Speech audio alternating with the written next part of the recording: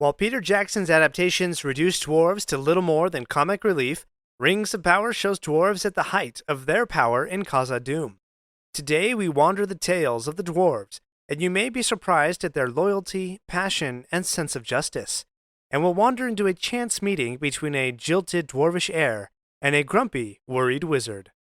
Hey there, BreezeLine has a holiday gift just for you. 1 month of free internet for all your family's gift sites, book flights, and movie nights. Get reliable, fast internet with speeds starting at 100 megabits per second for just $19.99 a month. Plus, free Wi-Fi your way home for the first 12 months. And your first month is free. BreezeLine wishes you all a happy and bright holiday season. If only they could give you a little holiday relief from all the matching family outfits. Service subject to availability. New residential customers in select areas only. Visit breezeline.com for complete offer details.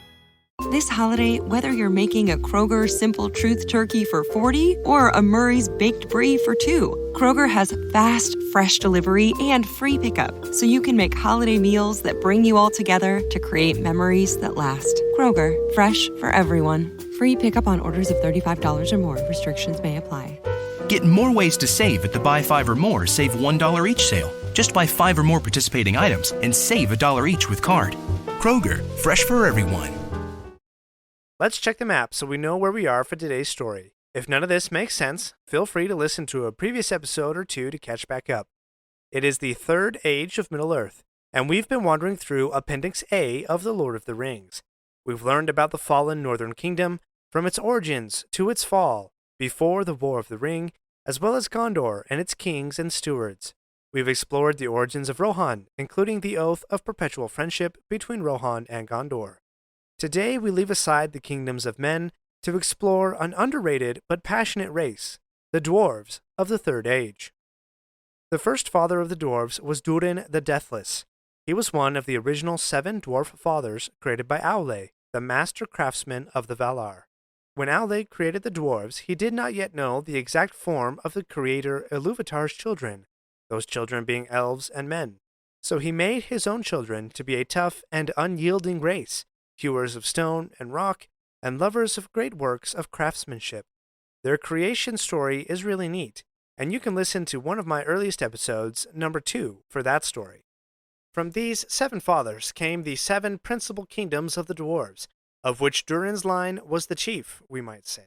Durin created a dwelling in the caves in the Misty Mountains above the lake Miromir, which in the dwarvish language is called Khazad-dum. This lake is located on the east side of the Misty Mountains and northwest of Lothlorien.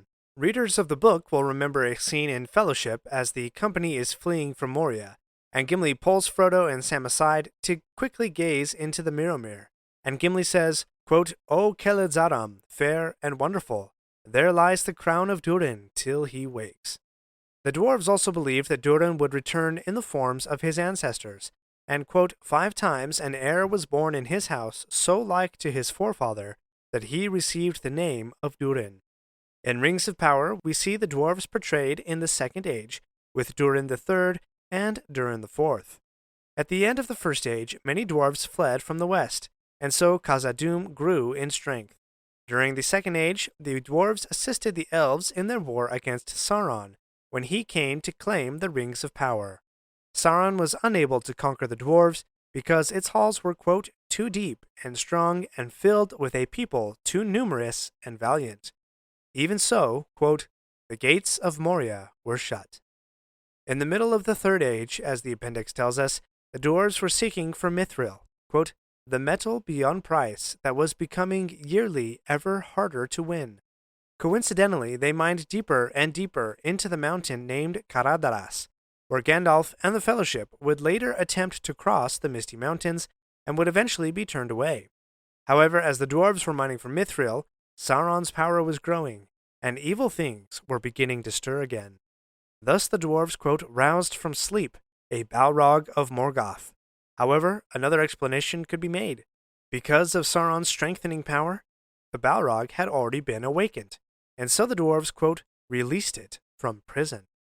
Durin the Sixth, king of Khazad-dum at that time, was slain by the Balrog and his son. Quote, then the glory of Moria passed, and its people were destroyed or fled far away. The refugees of Moria followed Durin VI's grandson, Thrain, and settled far in the east, in a lonely mountain known as Erebor. While Thrain was king under the mountain, he discovered, quote, the great jewel, the Arkenstone, heart of the mountain. But soon the dwarves abandoned Erebor for other unexplored mountains in the north, and when one of their kings and his son were slayed by a, quote, great cold drake, they returned to Erebor. There they, quote, prospered and became rich. They were friends with the kingdoms of men that lived near them, and they enjoyed peace for some time. But the rumor of their treasure hoard came to the ear of, quote, Smaug the Golden, greatest of the dragons of his day. The dragon attacked Erebor to claim the treasure, and the dwarves were destroyed or fled again. In their homeless, wandering years, Thror, quote, gave to his son Thrain the one great treasure he still possessed, the last of the 7 rings. With the ring he gave counsel, quote, this may prove the foundation of a new fortune for you yet, though that seems unlikely, but it needs gold to breed gold. Then, with a solitary companion, Thror left.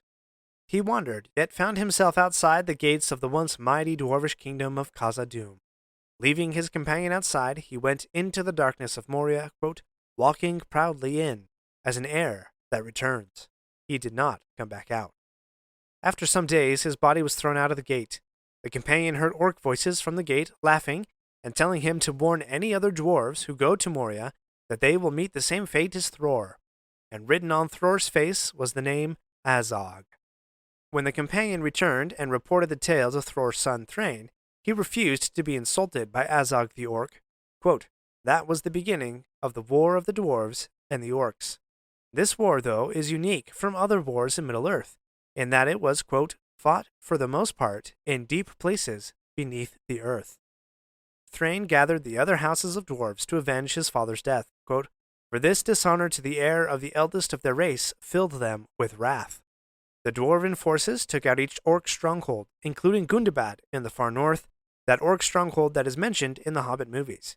Eventually, all the orcs were gathered around Azog in Moria, and a great battle ensued outside the eastern gate. Both the orcs and the dwarves suffered great losses. Thror's son, Thorin, used a branch of an oak tree as a shield, hence the name Oakenshield. This is the battle that is portrayed in The Hobbit, An Unexpected Journey, when Balin is explaining Thorin's past. Thorin's cousin, Dane Ironfoot, engaged Azog in battle right before the gates, and slew Azog. Thus the dwarves won back Khazad-dum. But it was a sorely paid-for victory. The dwarves who were not of Durin's house left, having taken vengeance for the insults on their race. Thorin moved to enter Moria, but Dane forbade him, saying, quote, only I have looked through the shadow of the gate. Beyond the shadow it waits for you still, Durin's bane. The world must change, and some power other than ours must come, before Durin's folk walk again in Moria. So the dwarves dispersed. Thror and Thorin returned to the west. We're not done yet. If you like this episode, please leave a review and share with your friends. And remember to subscribe if you haven't already. We'll be right back.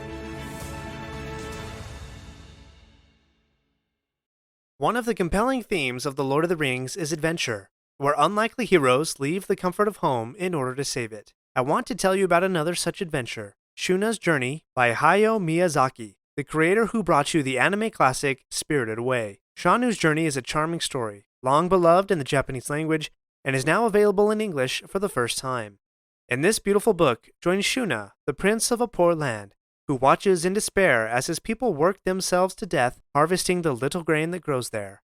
When a traveler presents him with mysterious seeds, Shuna sets out to find the source of the golden grain, dreaming of a better life for his people. The New Yorker Online calls it beautiful. We rely on the children in Miyazaki's stories to explain his beautiful, broken worlds to us, and to assure us they will fix them. The art in Shuna's Journey has a raw simplicity that will enchant you. Find Shuna's Journey by Hayao Miyazaki on Amazon, at Barnes & Noble, at Target, and more. Pick up a copy today and join Shuna on his adventure.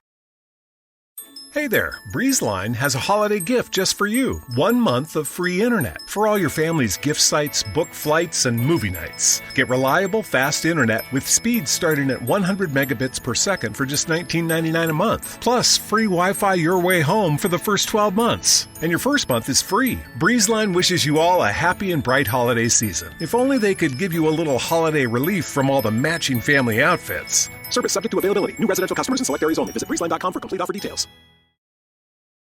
Before we continue the story, let's explore this ring that was given to Thorin's father, Thror. This ring is believed to be one of the set of 7 rings which was given to Durin the Third by the elves and not by Sauron. Even so, Sauron's, quote, evil power was on it, since he had aided in the forging of all the 7.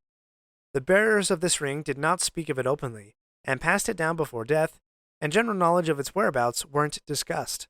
The dwarves couldn't find the ring on Azog's body, since they believed that Thrain had worn the ring when he had foolishly wandered into Moria and started the war of the orcs and dwarves.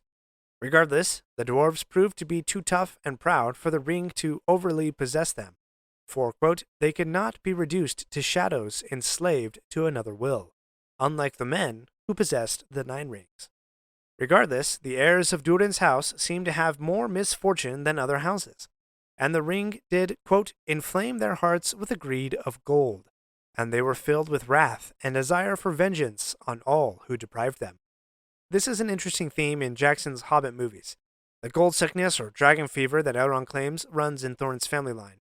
Interesting also that Thorin is overhearing this supposedly private conversation in Rivendell, Elrond's refuge, whereas in Rings of Power there's an inverse of this scene. Elrond eavesdrops on a conversation Durin is having in Durin's own kingdom. Also, there's some great scenes of Thorin and others of his household being overcome by their lust for gold, including that trippy sequence in the Battle of the 5 Armies where Thorin is mentally drowned in liquid gold. These adaptations, I think, are accurate descriptions of the ring's effect on Thrain, Thror, and Thorin, although Thorin never directly possessed the ring. Let's round out this episode by filling some of the holes of the story that's told in Tolkien's The Hobbit. The first attempt to reclaim Erebor was by Thorin's father, Thrain. Partly motivated by, quote, malice of the ring he had inherited, he lusted for the ancient treasure hold that Smaug had stolen from him. He departed into the wilderness, and it was known only afterward that he had been captured and held as prisoner in the evil fortress Dol Guldur. He was tortured, and the ring was taken from him by Sauron, who at that time disguised himself as a dark necromancer. Thorin became the heir of his people, and a desire grew within him to reclaim Erebor.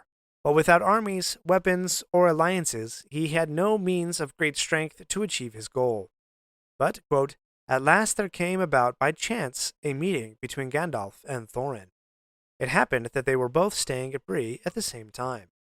Gandalf was worried about the state of things in the northeast corner of Middle-earth.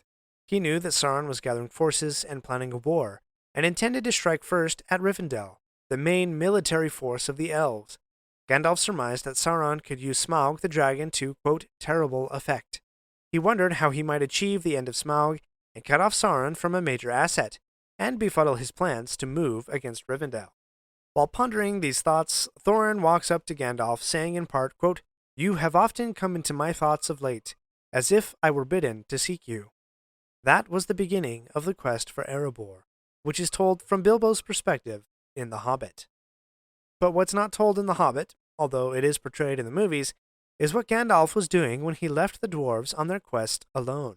Gandalf succeeded in convincing the White Council to move on Dol Guldur, and thus expose Sauron. Sauron retreated to Mordor and continued his preparations for war. Later, after the War of the Ring, Gandalf is reflecting to Frodo and Gimli that had he not sent the dwarves on their quest, the war might have turned out differently. Quote, dragonfire and savage swords in Eriador, night in Rivendell. There might be no queen in Gondor, but that has been averted because I met Thorin Oakenshield one evening on the edge of spring in Bree, a chance meeting, as we say in Middle-earth. Well, as Thorin says in the Hobbit movie, this was no chance meeting, as we could guess that likely the Valar, from their thrones in the far west, were gently nudging the good peoples of Middle-earth to great deeds in order to conquer Sauron. Chance is another major theme for Tolkien. so many unlikely events had to line up perfectly in order for good to overcome the shadow. How is it that Bilbo, in the dark depths of the mountain, could have happened across a tiny golden ring that just happened to fall from Gollum's possession? How unlikely is it that a hobbit even went on that journey in the first place and returned again alive? And it just so happens that by Bilbo's simple good fortune that the free peoples of Middle-earth are able to deprive the enemy from his single greatest weapon? Gandalf once called that, quote, a dreadful chance, when explaining the ring's history to Frodo. Frodo laments that Bilbo didn't kill Gollum, quote, when he had a chance. But Gandalf corrects Frodo, saying that, quote, I have not much hope that Gollum can be cured before he dies, but there is a chance of it. Tom Bombadil, Mysterious Tom, who movie-only fans have no idea about, happens to save the hobbits in the Old Forest. He says, quote, just chance brought me then, if chance you call it. Elrond says that all the representatives have come to his council at just the right time. Quote, you have come and are here met in this very nick of time, by chance, as it may seem. Boromir makes some claim to the ring, since Gondor has been the principal resistance against Sauron. He tells Frodo, quote, it is not yours, save by unhappy chance. Even Elrond and Aragorn's family history in the First Age was by chance. Beren, the mortal man, just happens to cross the powerful magic barrier and discover the lovely elf maiden Luthien? I could go on, but I think you get the idea. In Middle-earth, victory over evil is not necessarily assured by strategic planning, huge forces of might, or the foresight of the wise.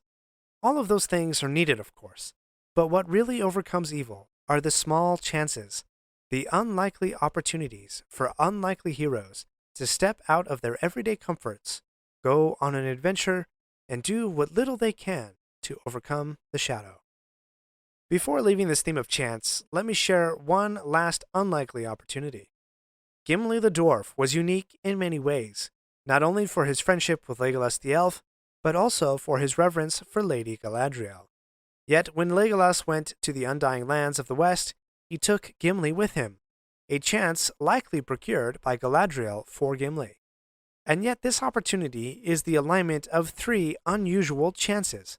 Quote, it is a strange thing indeed that a dwarf should be willing to leave Middle-earth for any love. That's chance number 1. Or that the Eldar should receive him. Chance number 2. Or that the lords of the West should permit it. Chance number 3. Thanks for wandering with me today.